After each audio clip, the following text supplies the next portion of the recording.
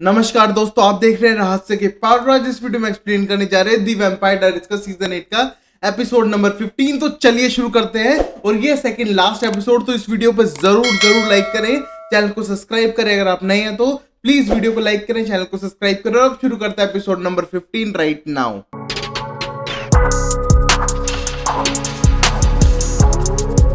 हम पहले सीन में देखते हैं एक लड़की को जो हाई हील्स पहन के मिस्टिक ग्रिल के सामने से उस क्लॉक टावर की तरफ बढ़ती है। और वहां पर हम देखते हैं कि फाउंडर्स डे परेड की तैयारियां चल रही है और वहां पर कैरोलाइन का भी फोटो लगा हुआ है। और वो उस फोटो को देखने लगती है और तभी वहां पर एक बंदा आता है और बोलता है, हे तुम वो लड़की तो नहीं हो जो मेरे साथ उबर पूल में साथ जाने वाले हैं। और तभी हम देखते हैं वो लड़की को देख के डरता है वो बंदा, और तभी वो उसे मार डालती है। और यहीं पर यह एपिसोड शुरू होता है। अब फिर हम अगले सीन में देखते हैं कैरोलाइन सो के उठी थी और उसके पास पहुंच जाती है बानी, और वो बहुत ही ज्यादा सीरियस थी। और तभी हम देखते हैं बानी को देख के पूछती है, तुम आई हो यहाँ पर थैंक्स आने के लिए। बट तभी हम देखते हैं बानी बोलती है, ये बात नहीं है, ये तुम्हारी मेरे बारे में बात नहीं है, ना ही स्टेफन ना एंजो के बारे में है। और शायद तुम ये बोतल पकड़ो, ड्रिंक करना स्टार्ट करो, क्योंकि तुम्हें इसकी बहुत ज्यादा जरूरत पड़ने वाली है, जो मैं तुम्हें बताने वाली हूँ आगे। अब फिर वहीं हम देखते हैं इस मोमेंट पे मैट को, जो वहां पे मिस्टिक ग्रिल्स में था, और उसको दिखाई देता है उसका डैड। और अपने डैड से पूछते, तुम यहाँ कर क्या रहे हो डैड। और तभी उसका डैड बोलता है, मैं वापस टाउन में आ चुका हूँ। और तभी उसकी मोम उससे मिलने आती है, बोलती है, हाय मैटी, मैं तुमसे मिलने आई हूँ। और अपनी मोम को देख के इतना गुस्सा हो जाता है और बोलता है, आप यहाँ पर क्या कर रही हो, 4 साल पहले आपने एक वॉइस मैसेज भेजा था। और तभी उसकी मोम बोलती है, मैंने तुम्हें कॉल करने के लिए भी कहा था शायद मैट। और मैट अभी अपनी मोम पे गुस्सा था। और तभी उसका डैड शांत करता है, बोलता है, प्लीज शांत हो जाओ, हम फिर से एक फैमिली की तरह आना चाहते थे, उसमें प्रॉब्लम क्या है, और प्लीज अंडरस्टैंड करो। और मैट ये सब देख के हैरान था कि हो क्या रहा है और ये वापस कैसे आ सकते हैं, और मुझे तो बिलीव हो ही नहीं रहा है पर्सनली। अब फिर हम अगला सीन देखते हैं, जहां पर डेमन अपने दोस्तों के साथ गैदर हो चुका था और सीधा कॉल करता है अलारिक को और बोलता है कि हमें क्वीन ऑफ हेल को हराना है, और वो शायद अर्थ पे आ चुकी है। और ये कहने को अलारिक बोलते, तुम इतने श्योर क्यों हो कि वो आ चुकी होगी। और तभी पीछे से बानी बोलती है, मुझे इसलिए लगता है क्योंकि 11th बेल पे काय बाहर आ सकता है, तो पक्का कैथरीन तो आई होगी और हमें उसे ढूंढना पड़ेगा, और अगर ढूंढ भी लें तो उसे मारेंगे कैसे। और तभी स्टेफन बोलता, अब तक उसने अपने निशान छोड़ दिए होते या फिर कुछ तो गड़बड़ की होती, और वो चुप क्यों बैठी है। और तभी डेमन बोलता है, शायद कोई प्लान कर रही हो हम सबके खिलाफ, और उसका दिमाग बहुत शातिर है और उसका ऐसे ही चलता है। और ये सोचने के बाद सब लोग थोड़े डर चुके थे और थोड़े कंफ्यूज भी थे कि वो अब तक क्यों नहीं आई है उनके सामने। तभी वहीं पर हम देखते हैं इंटर्न डोरियन वहां पर आ जाता है और बोलता है, पहले हमें हथियार बनाना पड़ेगा और उसके लिए हमें कैथरीन की बॉन चाहिएगी। और ये कहने के बाद हम देखते हैं स्टेफन कंफ्यूज था कि डोरियन कैसे आ गया है, और डोरियन उससे अभी भी नाराज है बट उनकी हेल्प करने के लिए तैयार है। और तभी उसने रिसर्च की थी कि हड्डी को ग्लास में कन्वर्ट करके मारा जा सकता है कैथरीन को। अब फिर वो पूछता है कि उसकी बॉन्ड मिलेंगी कहाँ कैथरीन की वैसे। और ये कहने पर डेन बोलता है, वो तो आराम से मिल जाएंगे, उसकी टेंशन नहीं है। जब उसने अलीना को पोजेस करने की कोशिश की थी, मैंने उसकी बॉडी को एक तरह से डाल दिया था उस पुरानी चर्च के नीचे, और वो तो आराम से मिल जाएंगी। और तभी बानी पूछती है कि हम बोन्स को एक तरह से ग्लास में कैसे कन्वर्ट करें। और वहीं हम देखते हैं अलारिक के पास पहुंच चुका था इस टाइम पे मैट, और बोलता है, शायद मेरे पेरेंट्स हेल्प कर सके किसी तरह की।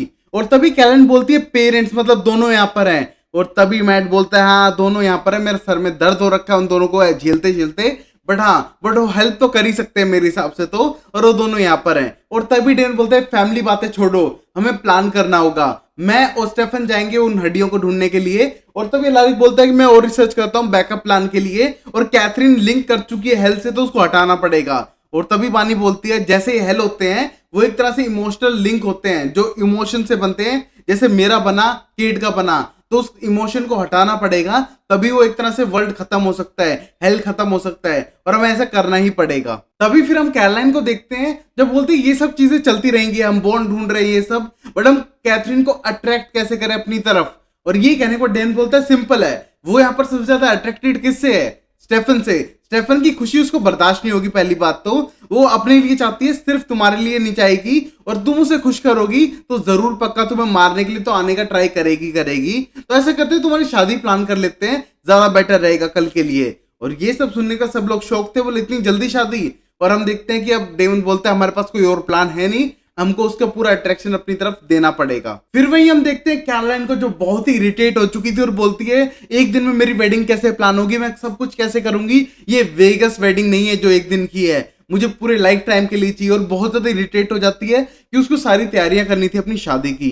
तभी हम देखते हैं बानी बिल्कुल सैड बैठी थी, और तभी वो बानी को बोलते हैं आई एम सॉरी, मैं भूल गई थी कि तुम भी यहाँ पर हो, और प्लीज तुम अंडरस्टैंड करना कि मैंने उसको यस क्यों कहा है। और तभी बानी बोलते हैं I am happy, but thing is मैं स्टेफन को खुश नहीं देख सकती हूँ, उसकी खुशी नहीं देख सकती हूँ, उसको नहीं देख सकती हूँ, but at the same time फिर आती हो तुम, मैं तुम्हारे लिए कुछ भी कर सकती हूँ, तो मैं वहां पर होंगी, but I am not happy. और ये कहने के बाद एक्सप्लेन करती है अपना एंगर एंजो को मारने का स्टेफन के ऊपर। तभी हम देखते हैं वहां दूर खड़ा स्टेफन ये सारी बातें सुनने लग रहा था और उसे बहुत बुरा फील हो रहा था। अब फिर वही हम मैट को देखते हैं जो अपनी मॉम के साथ था, और उसकी मॉम बोल रही है मैट ही लोग चेंज होते हैं, मैं भी चेंज हो चुकी हूँ। और तभी हम देखते हैं मैट को यकीन नहीं हो रहा था और बोल रहा था मुझे पता है आप किसी काम के लिए यहाँ पर आई हो और बता दो मुझे डायरेक्टली। और तभी उसकी मॉम बोलती नहीं ऐसा कुछ नहीं है, मैं अपनी फैमिली वापस चाहती हूँ, और सब कुछ रीस्टार्ट करते हैं, पुरानी बातों को भूल जाते हैं। और ये सब कहती है मैटी मुझे तुम्हारी बहुत याद आई, और तभी एकदम कहती है मैं 2 मिनट में आती हूँ, और ये कहने के बाद जाती है और बाथरूम में खून की उल्टियां करने लगती है।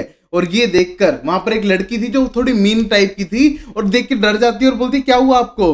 और ये कहने के बाद बोलती है देखो ओल्ड एज में भी ऐसा नहीं होता, और खासकर जब आप नर्क से आए हो ना, और आपको जिंदगी जीने के लिए कुछ तो करना ही पड़ता है। और ये कहने के बाद गुस्सा हो जाती है, एक चाकू निकालती है और बोलती है एक रेमेडी है, कुछ टाइम काम करेगी बट करती है, और चाकू से उस लड़की पर अटैक करती है और उसको जान से मार देती है। और हम देखते हैं कि ये शायद किसी हेल के बंदे के साथ काम कर रही है इसकी मॉम। अब फिर हम देखते हैं स्टेफन को जो निराश था और जा रहा था डेमन के साथ उन गुफाओं के अंदर कैथरीन की बॉडी को लेने के लिए। तभी हम देखते हैं इस मोमेंट पे स्टेफन को निराश देख के डेमन बोलता है तू टेंशन मत ले, तू अभी डिप्रेस होगा तो उससे क्या होगा, जो किया है वो रिपर स्टेफन ने किया है, वो तू नहीं है, वो इविल है, वो शैतान है, और तू वो नहीं है एज अ पर्सन, तो तू इतना टेंशन मत ले, और एंजो के साथ जो हुआ है उसमें तेरी कोई गलती नहीं है, प्लीज समझ।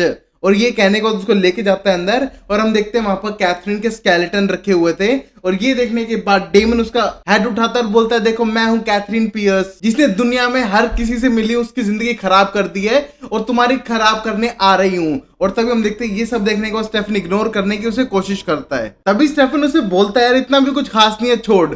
और ये कहने को डेमन बोलता है खास नहीं है, इसने हमारी जिंदगी पलट दी पूरी तरह से, हमको क्या क्या झेलना पड़ा, साइलस को, रिपर्स को, ओरिजिनल्स को, अदर साइड को, और पता नहीं और क्या जेमिनी कवंस और कितना कुछ है, और तुझे नहीं पता इसकी वजह से हुआ है ये सब। और ये कहने के बाद हम देखते हैं स्टेफन बोलते मैं ऐसा नहीं सोच सकता हूँ नेगेटिव, अगर नेगेटिव सोचूंगा तो मैं और डार्क और नेगेटिव हो जाऊंगा, और ये सब मुझे नहीं सोचना है। और ये कहने के बाद डेमन बोलता है ओके ठीक है समझ गया, ऐसा नहीं करना है मुझे तेरे साथ, तो ऐसे करते हैं कुछ ड्रिंक करते हैं, मानता हूँ तुम्हारी बैचलर पार्टी अच्छी नहीं की मैंने, बट हम यहाँ पर भी इंजॉय कर सकते हैं। और थोड़ा हम देखते हैं स्केलेटन के मुंह में डालता है और बाकी ड्रिंक करने लगता है, और बोलता है यहाँ पर कुछ अच्छा है नहीं वैसे, ना girls and everything else, but हम यहाँ पर फिर भी इंजॉय कर सकते हैं तेरी बैचलर्स पार्टी। और तभी हम देखते हैं ये सब देखने के बाद स्टेफन थोड़ा इरिटेट महसूस कर रहा था, और थोड़ी बहुत वो भी ड्रिंक कर लेता है। अब फिर वही हम कैरोलाइन को देखते हैं जो अपनी शादी की तैयारियां खुद ही कर रही है। और तभी हम देखते हैं गेट से आते हैं स्टेफन और डेमन, और हम देखते हैं स्टेफन की हालत देख के कैरोलाइन गुस्सा करने लगती है डेमन तुमने क्या किया। और तभी डेमन बोलता है मेरी क्या गलती, ह्यूमन बनने के बाद ड्रिंक करने के बाद इतना अल्कोहलिक हो जाता है, तो मुझे इसके बारे में पता नहीं था। और तभी हम देखते हैं सोफा पे डाल देता है, और तभी एक बाल्टी लगाता है और बोलता है प्लीज मेरी महंगे वाले कारपेट खराब मत करना। और ये कहने के बाद चला जाता है, और हम देखते हैं कैरोलाइन बहुत ज्यादा गुस्सा थी। अब फिर हम देखते हैं थोड़ी देर बाद कैरोलाइन सीधा मिलने जाती है डेमन से, बट हम देखते हैं डेमन उसको भी ड्रिंकिंग में इन्वॉल्व कर देता है, और दोनों ड्रिंक करने लगते हैं। उस मोमेंट पे हम देखते हैं डेमन बोलता है मुझे एक तरह से स्पीच देनी थी तुम्हारी मॉम की डेथ पे जो नहीं दे पाया था, बट अब मैं देना चाहता हूँ तुम्हारे सामने। लिज फोर्ब्स मेरी बहुत अच्छी दोस्त थी और लास्ट में फैमिली बन चुकी थी, और वो चाहे मर चुकी हो बट मेरे दिल में वो हमेशा जिंदा रहेगी, और मैं उसे हमेशा मिस करूंगा, और वो हमारे बीच होती तो कितना अच्छा होता। और ये कहने के बाद शॉट्स लेते हैं, और तभी हम देखते हैं इस मोमेंट पे कैरोलाइन भी बोलती है हाँ काश की मॉम जिंदा होती, आई होप कि वो सारे मोमेंट्स होते जो ऐसा मैंने ड्रीम किया था, बानी होती जो नहीं आ रही है, मेरी गर्ल्स वो भी नहीं आने लग रही हैं, और मेरी मॉम नहीं है, तो मुझे बहुत गुस्सा आ रहा है, बट इसके सिवा एक ऑप्शन नहीं है, और यहाँ पर अलीना भी तो नहीं है। और ये कहने के बाद डेन बोलते तुम्हें पता है ये नेकलेस जो तुमने मुझे दिया था और कहा था कि मैं एक दिन आके सॉरी बोलूंगा और फॉरगिवनेस मांगूंगा तुमसे, और शायद वो दिन आज नहीं है, बट तुम इसे रख सकती हो अलीना की याद में। और तभी बोलता है कि मुझे वापस चाहिए वैसे बाय द वे, और तभी कैरोलाइन बोलती है हाँ मुझे पता है तुम्हें वापस चाहिए, बट एक दिन के लिए याद रहेगा अलीना की। और तभी हम देखते हैं वो रख लेती है उसे। अब फिर हम देखते हैं बानी को जो अकेली थी, और उस मोमेंट पे हम देखते हैं वो सैड और इमोशनल सॉन्ग सुनने लग रही है, और बहुत ज्यादा इमोशनल भी है। तभी हम देखते हैं उसके पास आ जाता है एंजो और बोलते हैं ये सब सुनना बंद करो, और आई डोंट थिंक कि तुम्हें सैड रहना पड़ेगा मुझसे कनेक्टेड रहने के लिए, तुम्हारा मैजिक बहुत है। और ये कहने के बाद बानी बोलती है मैं ऐसी विच हूँ जिसके पास मैजिक नहीं है, तुम क्या बात कर रहे हो, और मैं सैड फील कर ही रही हूँ। और ये कहने को एंजो बोलता है तुम्हें अपनी दोस्त की शादी में जाना चाहिए मेरे हिसाब से, तो क्योंकि अगर तुम वहां पर जाओगी तो इससे कुछ खराब नहीं होने वाला, बल्कि तुम्हारी दोस्त खुश होगी। और ये कहने के बाद बोलती है वो स्टेफन की है, मैं नहीं जा सकती हूँ। और ये कहने को एंजो बोलता है जिस स्टेफन से तुम दुश्मनी बांध कर बैठी हो तो कब का मर चुका है उस वैम्पायर फॉर्म के साथ, तो उसके पास अब क्योर है, वो रियल स्टेफन है, तो तुम ना करो वैसे तो बेटर है तुम्हारे लिए, और तुम उसकी शादी में जाओ, स्पेशली अपनी बेस्ट फ्रेंड की शादी में, और तुम ऐसे इग्नोर नहीं कर सकती हो, और मैं खुश हूँ इस चीज में। और ये कहने के बाद हम देखते हैं एंजो उसको किसी तरह मना लेता है और अपनी शादी की बात करता है कि हम अगर शादी करेंगे तो लेवेंडर फील्ड्स होंगे, वो सब होगा, और हम देखते हैं दोनों रोमांटिक हो जाते हैं और किस करने लगते हैं। अब फिर हम देखते हैं शादी का हॉल रेडी हो चुका था और बानी वहां पर अपनी चीजों को चेक कर रही थी कि सब कुछ राइट है कि नहीं है, और तभी हम देखते हैं उसे एक बॉक्स मिलता है जिसके अंदर एक लेटर था, उसमें लिखा था is this what you imagined, और वहां पर नीचे बानी लिखा हुआ था। और ये देखने के बाद बहुत ज्यादा खुश हो जाती है और एक ब्यूटीफुल सा वेडिंग हेयर बैंड दिया था। और ये देखने के बाद हम देखते हैं कैरोलाइन बहुत ज्यादा खुश हो जाती है, और जैसे वो सब चीजें देख रही होती है उसी मोमेंट पे हम देखते हैं उसकी दोनों बेटियां वहां पर आ जाती हैं, और ये देख के कितनी खुश हो जाती है वो। और तभी वहां पर अलारिक आता है और अलारिक से बोलती है आपने तो मना किया था और कहा था ये बच्चे नहीं आने वाले हैं, और तभी बोलता है स्टेफन ने इस सब का इंतजाम करा दिया, उसने वैलेरी से कॉन्टेक्ट किया और पता लगाया जिसकी मदद से वैलेरी ने इनके ऊपर एक स्पेल कर दिया है, ऊपर से जेमिनाई कवन के हैं तो उनपे थोड़ा वो अलग से सॉफ्टनेस बरतती है, तो हेल्प उसने कर दी है एक तरह से, और बच्चों को कुछ नहीं होने वाला, इनके ऊपर स्पेल है। और ये सुनने के बाद बहुत ज्यादा खुश हो जाती है, और तभी दोनों बच्चे बहुत ज्यादा खुश थे, यहाँ टच करते हैं चीजों को, और तभी अलाइक बोलता है मुझे अब जाना होगा क्योंकि मुझे भी काम कंटिन्यू करना है और मेरे पास टाइम नहीं अटेंड करने का। हम देखते हैं ये सुनने के बाद कैरोलाइन उदास थी, और वहीं पर अलारिक का जो सपना था कैरोलाइन से शादी करने का वो टूट चुका था, इसलिए वो सैड था और वहां से चला जाता है। हम देखते हैं कैरोलाइन को एक बात महसूस हो जाती है बट वो कुछ रिएक्ट नहीं करती है। तभी हम देखते हैं अगले सीन में शादी के अंदर मैट के फादर जा रहे थे, और उस मोमेंट पे वहां पर उसकी पीछे उसकी वाइफ आती है और बोलती है तुम जा रहे हो इतने सज धज के, और तब बोलता है हाँ शादी में जा रहा हूँ तो ऐसे ही पहनूंगा ना, और तभी वाइफ बोलती है उसकी तुम तो डैगर बना रहे थे ना, मुझे लगता है उन्हीं कपड़ों में आ चुके होगे, और तभी बोलता है हाँ तुम्हें बता दिया कि मैट ने कि मैंने डैगर बनाया कैथरीन वाला, बोले हाँ हम फैमिली हम बता देते हैं बट रियलिटी में नहीं बताया था। और ये सुनने के बाद बोलती है वो डैगर मुझे दो और हम एक फैमिली है, और तभी बोलते हैं मैंने तो स्टेफन को दे दिया, डैगर मेरे पास नहीं है। और ये सुनने के बाद हम देखते हैं कि उसके खून की उल्टियां होने लगती है और उसका मुंह काला हो जाता है, और तभी उसका हस्बैंड पूछने लगता है तुम सही तो हो, और तब बोलती है ऑनेस्टली बोलूं तो नहीं, और तभी उसे मारती और बेहोश कर देती है। अब फिर हम देखते हैं उसी डैगर को रखने लगता है स्टेफन, और ये देख के डेवन बोलते हैं मैं भी कर सकता हूँ, बट तभी स्टेफन बोलते नहीं मैं बेट हूं ना तो मैं रखूंगा और मैं सेक्रीफाइस करूंगा अगर हुआ तो। और ये कहने को डेवन बोलता है अगर उसने तुझे हाथ भी लगाया तो याद रखना भाई मैं कैथरीन के टुकड़े टुकड़े कर दूंगा, और आज शाम के खाने में सब लोग कैथरीन को ही खाएंगे, इतनी मेरी गारंटी है। और ये कहने के बाद थोड़ा गुस्सा दिखता है, और तभी हम देखते हैं इस मोमेंट पे स्टेफन उसके पास आता है और बोलता है गुस्सा मत कर, आई होप कि सेम दिन मैं तेरे और एलिना के लिए देखूं जब तुम दोनों की शादी हो। और ये कहने को बोलता है होप वो दिन पास ही हो और तब तक शायद तेरे बाल ना झड़े स्टेफन। और ये कहने को हंसने लगता है और बाहर जाने लगते हैं, वहां पर वेडिंग चल रही थी जहां पर। तभी हम देखते हैं बाहर मैट खड़ा ढूंढ रहा था अपने डैड को, और अपनी मॉम को देख के बोलता है अपने डैड को देखा क्या, और तभी उसकी मॉम बोलती नहीं मैंने तो नहीं देखा।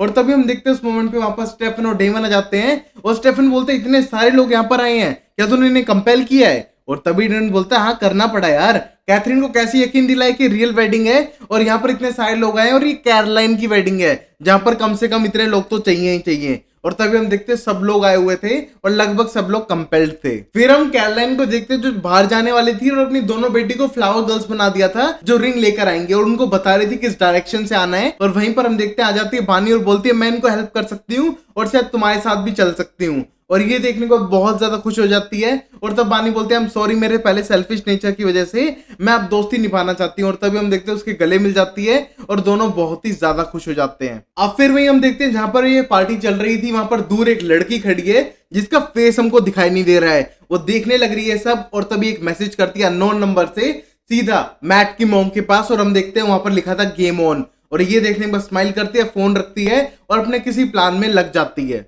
अब वही हम देखते हैं वो इंटर्न आके बैठ जाता है और बोलता है हमको एक बड़ा साइकिक बूम करना पड़ेगा, पूरा प्लान करना पड़ेगा जिससे हेल डिस्ट्रॉय हो जाए और उसकी साइकिक पावर से ज्यादा बड़ा करना क्रिएट करना पड़ेगा और बहुत सारा काम है।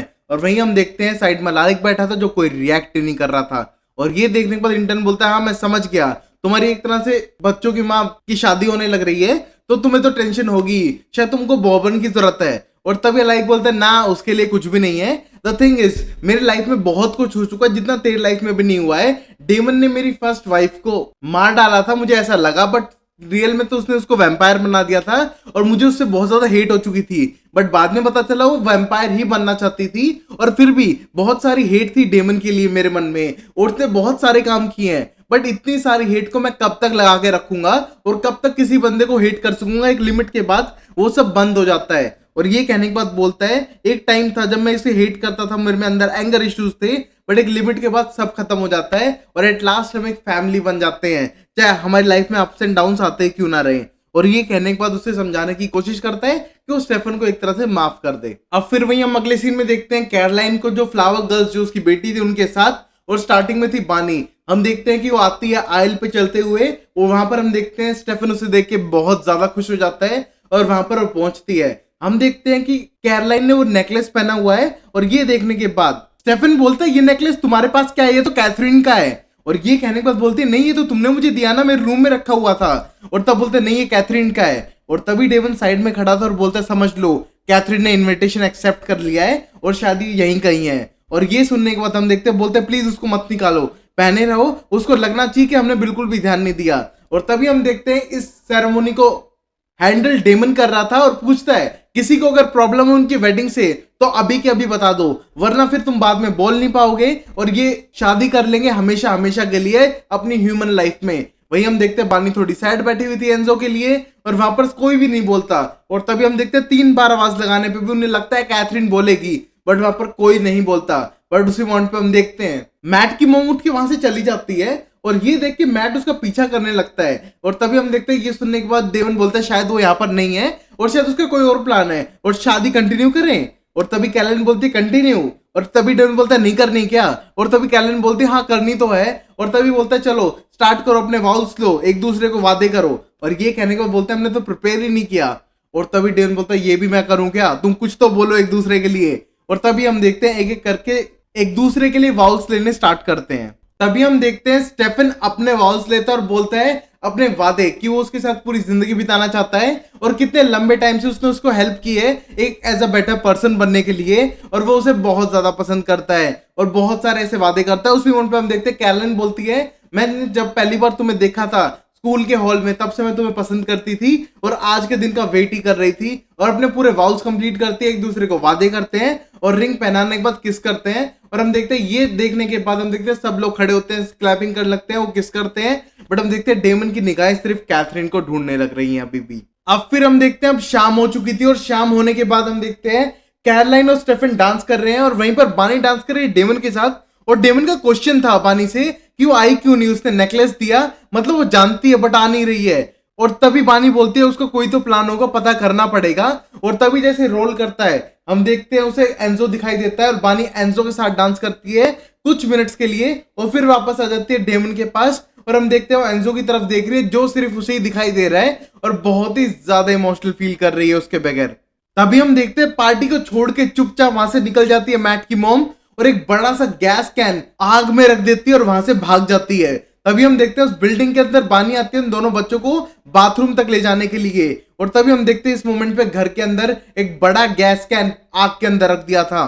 वहीं पर हम देखते हैं मैट को जो अपने डैड को ढूंढने लग रहा है उसको फोन कर रहा है। और तभी हम देखते हैं उसके फोन की आवाज आने लगती है झाड़ियों से और जाकर देखते हैं बोले फोन तो जमीन पे ही है। और यहाँ देखने के बाद पता चलता है झाड़ियों में उसके डैड पड़े हैं और गला कटा हुआ है और उनकी हालत खराब है, बट वो अभी जिंदा है। तभी हम देखते हैं अपनी टाई निकाल के उनके गले पे लगाता है और कहते हैं आपकी हालत किसने की, कैथरीन आई थी क्या यहाँ। तभी उसका डैड बोलता है नहीं कैथरीन नहीं, कोई और तभी हम देखते हैं कि उसकी हालत खराब हो रही थी। और वहीं पार्टी के अंदर इस मोमेंट पे डेमन माइक ले लेता और अपने भाई को रोस्ट करने के लिए रेडी था एज अ बेस्ट मैन और बोलते चलो अब मैं बताने की कोशिश करता हूं मेरे भाई के बारे में जो मैंने स्पीच लिखी है 100 नहीं बहुत सारे सालों में। और तभी हम देखते हैं सब लोगों के बारे में सोचता है कि सब लोगों को नहीं पता है कि वो वैम्पायर्स हैं और अपनी स्पीच स्टार्ट करता है। पर तभी हम देखते हैं वहां आती है मैट की मॉम और तभी माइक ले लेती है और बोलती है यहाँ से मैं कंटिन्यू करूंगी डियर, और शायद मैं बता दूं डेमन के साथ मैं एक टाइम स्पेंड कर चुकी हूँ और he is really hot, but thing is हम यहाँ पर ब्राइड एंड ग्रूम के बारे में ही बात करेंगे। फिर मैट की मॉम बोलती है अगर हम बात करें कैरोलाइन की